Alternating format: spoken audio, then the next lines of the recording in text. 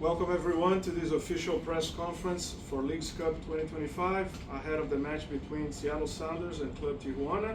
Today we welcome head coach Brian Schmetzer and midfielder Cristian Roldan. Thank you for your time. We'll take questions in the room and then in Zoom. Yeah, I guess just broadly speaking, what's the approach going into this game? Knowing that probably a result gets you through, but winning would essentially secure the top spot in the phase. Either one of you. Yeah. As always, we're going to play to win. We're going to play to entertain our fans. Nothing is guaranteed in life. If we don't win, it might not go through even with the fantastic start that these guys had. So for us, the messaging has to be play up to your ability first. It always gives us the best chance of winning. And then making sure we do all the little details, to help us go through in this competition and hopefully win the game.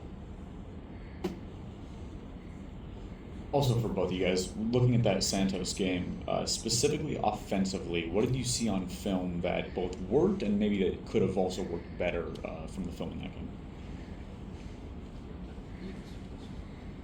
Yeah, I think number one, always playing against a five in the back is always tough. I think that we,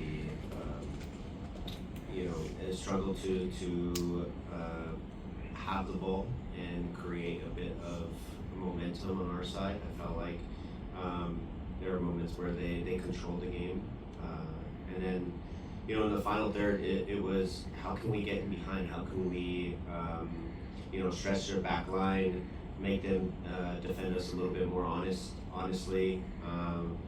But I felt like on the ball, there were moments where we needed to be a little bit cleaner and keep the ball and start attacks and maintain that momentum when we have the ball. We weren't as clean in our possession. They actually outpossessed us even before the red card. A lot of times our possession is what leads us into the final third and starts our final third movements.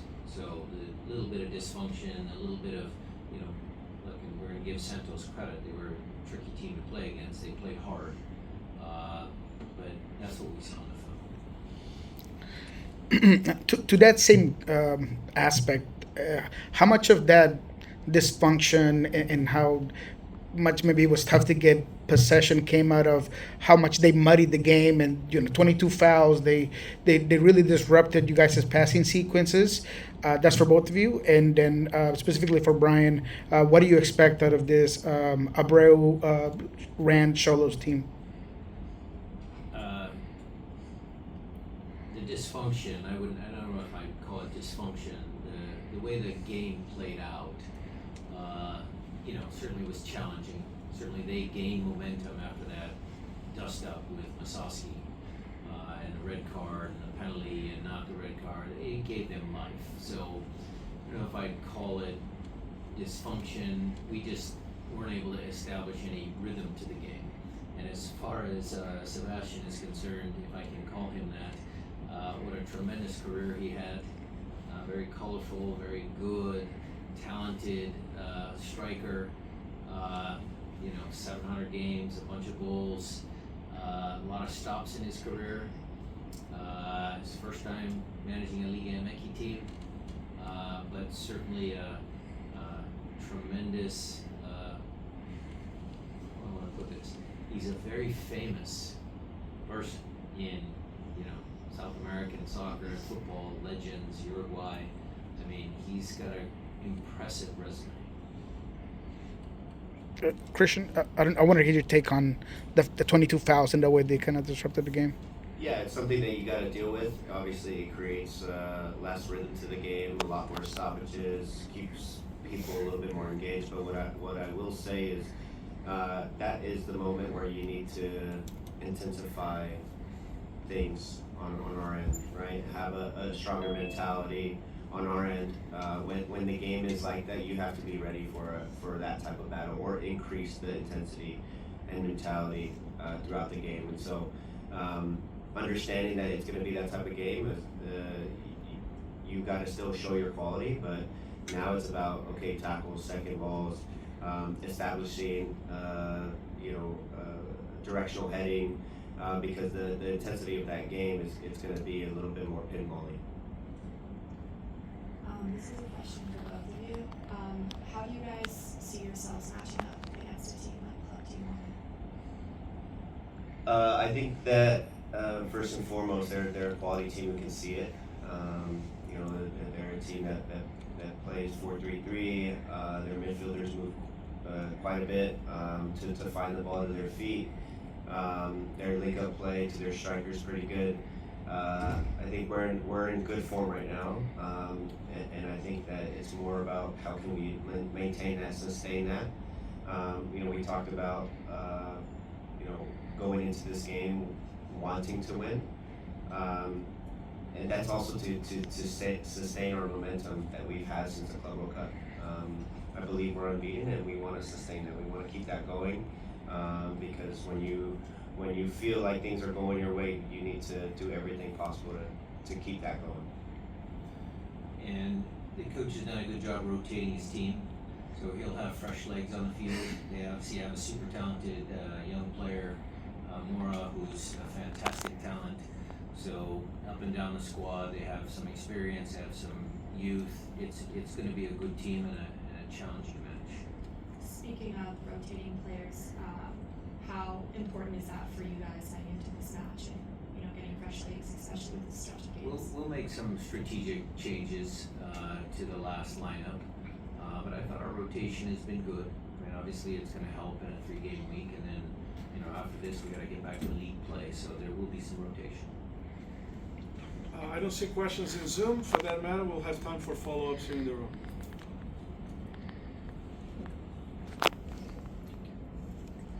I just wanted to talk to Coach about, more than the lesson learned by Georgie.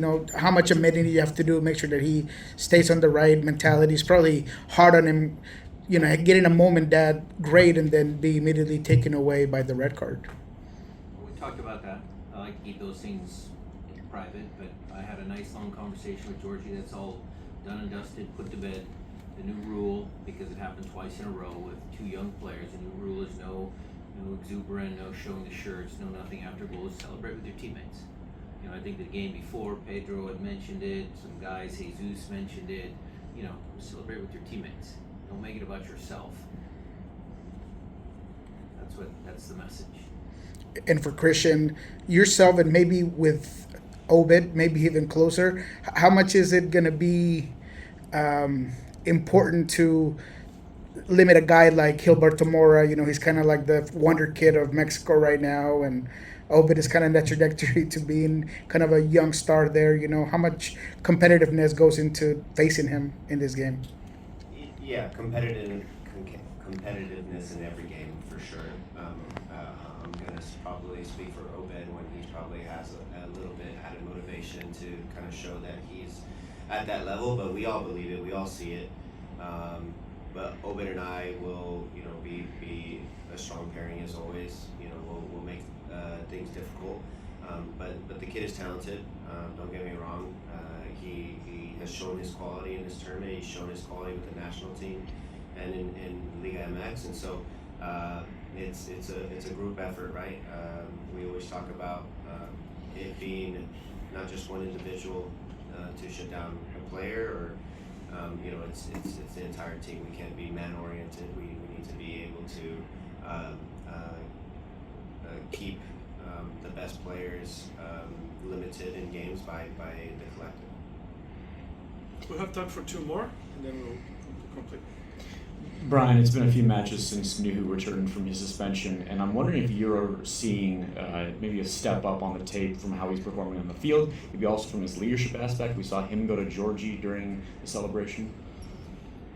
That was definitely a step forward for Nuhu, that he's engaged in the game, understood the circumstance, and provided some advice to Georgie, although a little bit late, but at least he saw it, so that's a step forward.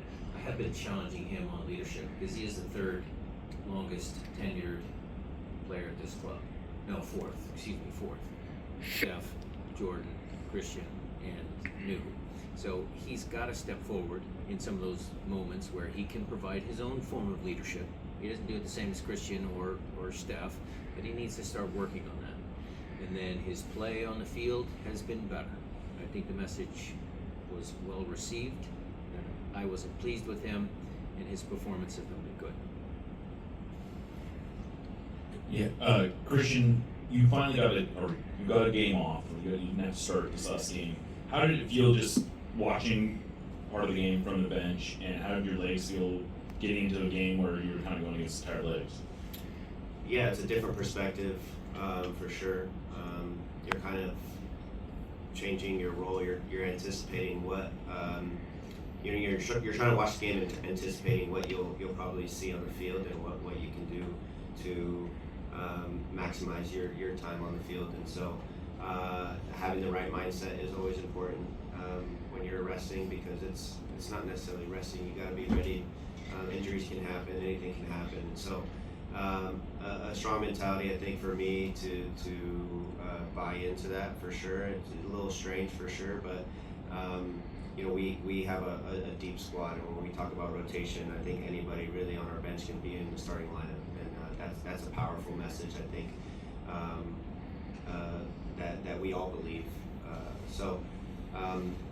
It was good. I think in the long term, it's going to help, right? Any moments that you can take some time off, it's always important for the longevity of the year. Let's fit this last one then. Thank you. Yeah, what lessons and takeaways from the past two Phase 1 matches can you apply against Tijuana? Both of you. From the previous two games, you're saying? Yes. That intensity is always important against Mexican sides. You're going to have a lot of 1v1 situation duels, and so going back to always strong mentality. That's always going to be your starting point. And then you have to believe that you can play. You have to believe that you can dribble out of pressure, play under pressure. Because that's another thing that Mexican teams like to do. It's a lot of 1v1s around the field, and the ability to wiggle out of pressure or pass out of pressure is going to be really important. I think just the games just feel different. There's a different feel to the game. Even the refereeing is different sometimes. The players they're used to some of the referees that we have in MLS, and we come to these games, and they just the matches feel different. So for them, again, playing up to their potential, the standard we set at the Club World Cup, these types of games, kind of continue that momentum, because it's not just a regular league game. So they're up for it. They're always up for the big games, and that'll help us throughout the remainder of the year. Thank you. Thank you. With that